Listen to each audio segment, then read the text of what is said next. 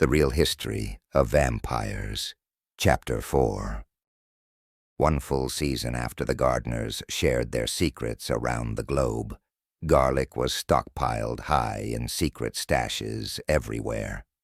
The vampires suspected nothing, comfortable in their hubris.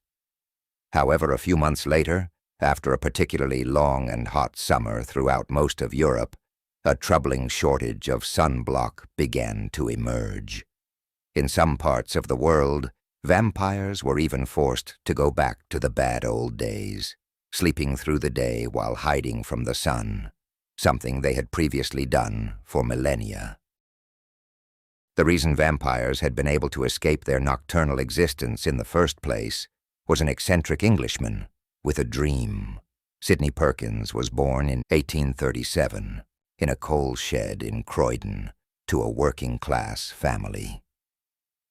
After a moderately successful career as a chicken worrier, Sidney followed his dream to be an explorer and set off for the giant unexplored mystery that was Australia.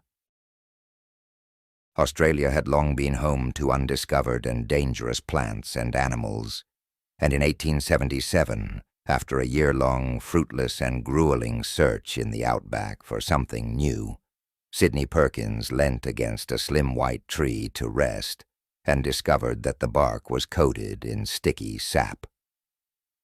He wiped his hand clean on a handkerchief and forgot about the incident as he moved on. That evening, one of the members of the expedition tripped into a fire and was badly burned. Sidney, who had been celebrating Transvestite Tuesdays, wrapped the man's severely burned arm in the sap-covered handkerchief and wondered if the man would survive the night.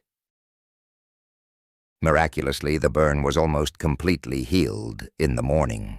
Sidney realized he was onto something and returned to the tree to take as much of the sap as he could.